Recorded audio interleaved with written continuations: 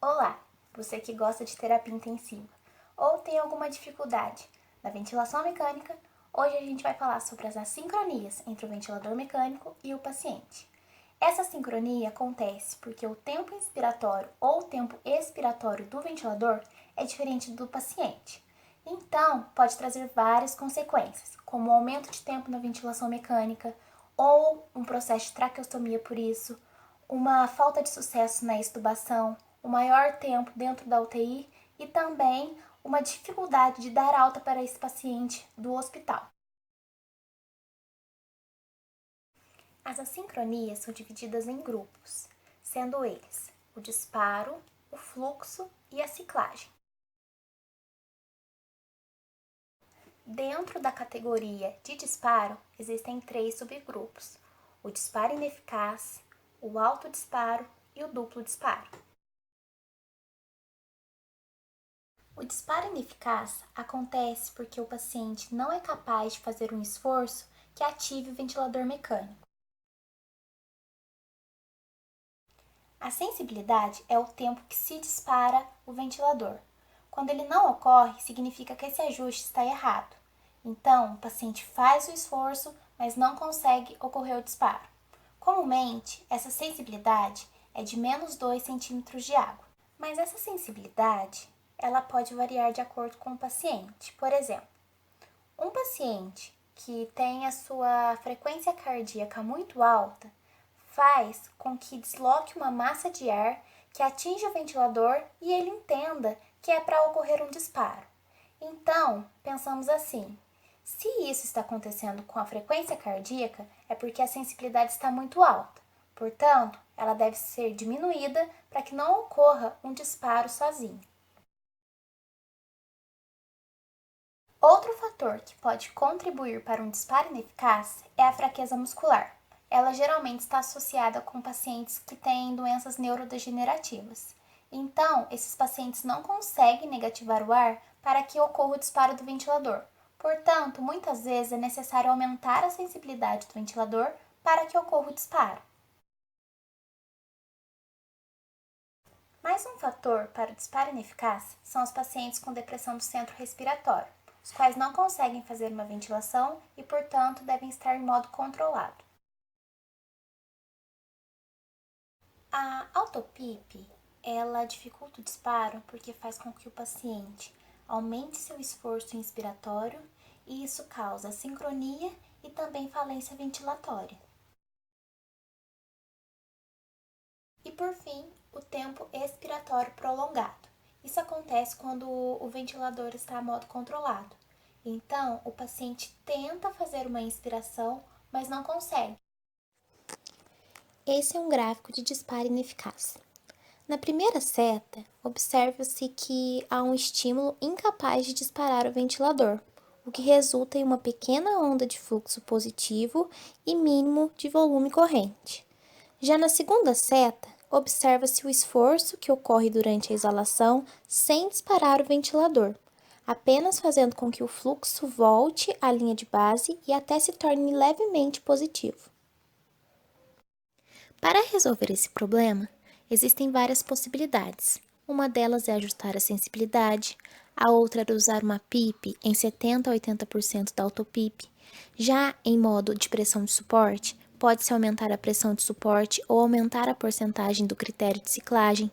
Em modo controlado por pressão, pode-se reduzir o tempo expiratório e em modo controlado por volume, pode-se aumentar o fluxo inspiratório. O duplo disparo acontece quando o mesmo esforço do paciente faz com que ocorra 2 ciclos, como mostra no gráfico a seguir.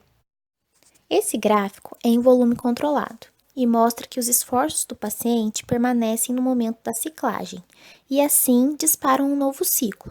Os volumes se somam, fazendo um empilhamento e a pressão das vias aéreas se eleva, muitas vezes disparando o alarme. Para resolver o duplo disparo, se estiver em ventilação com volume controlado, deve-se aumentar o tempo de fluxo inspiratório, aumentando assim o volume corrente, ou mudar para o modo controlado a volume. Pode também aumentar a pressão, não passando de 15, ou, se estiver em modo de pressão de suporte, deve-se aumentar a pressão ou reduzir a porcentagem de ciclagem do paciente. O autodisparo acontece quando não há o esforço do paciente para a ventilação. Isso pode acontecer pela alta sensibilidade do ventilador, por frequência cardíaca muito alta ou também por vazamentos no circuito. O único problema que não pode ser resolvido pelo ajuste de sensibilidade são os de vazamento no sistema. Então, resolvendo esses problemas de vazamento ou de condensado no circuito, deve-se reduzir a sensibilidade gradativamente, até um ponto que não ocorra mais o autodisparo. As assincronias de fluxo se referem ao fluxo inspiratório.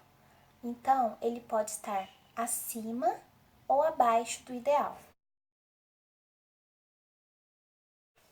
O fluxo insuficiente é quando sua demanda é menor do que a desejada pelo paciente.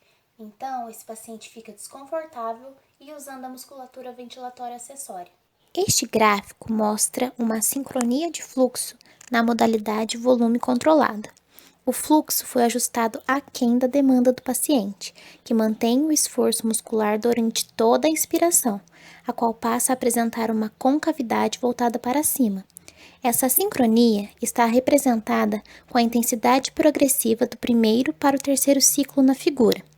As deflexões negativas nas curvas, pressão versus tempo, representam os esforços do paciente, da pressão muscular, sendo visualizadas somente quando se monitoriza a pressão esofágica.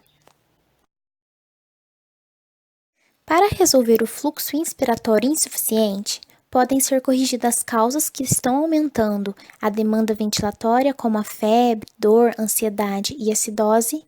Nas modalidades de volume controlado, pode-se aumentar o fluxo, mudar a ventilação mecânica para a pressão de suporte, e já na ventilação com pressão de suporte, pode-se aumentar o rise time.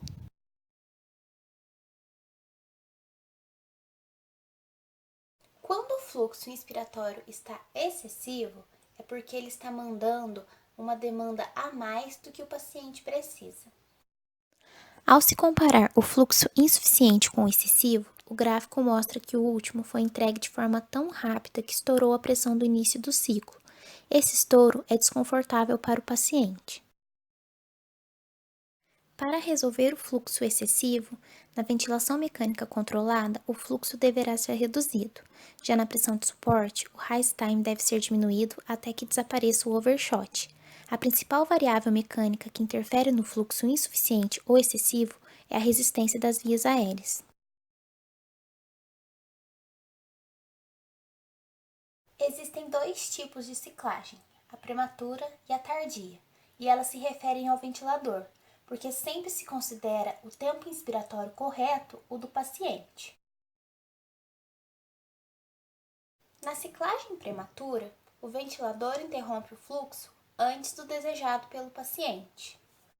Em uma situação de ciclagem prematura, o paciente ainda está puxando o ar e o ventilador já começou a soltar.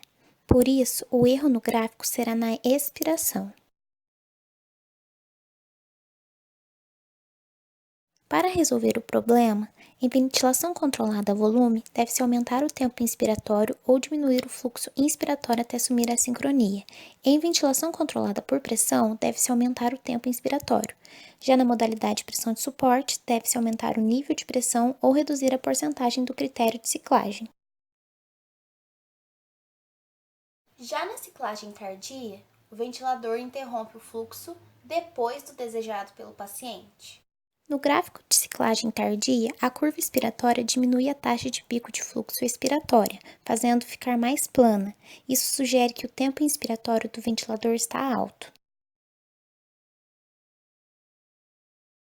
Para resolver o problema, em ventilação controlada a volume e ventilação controlada a pressão, deve-se diminuir o tempo inspiratório.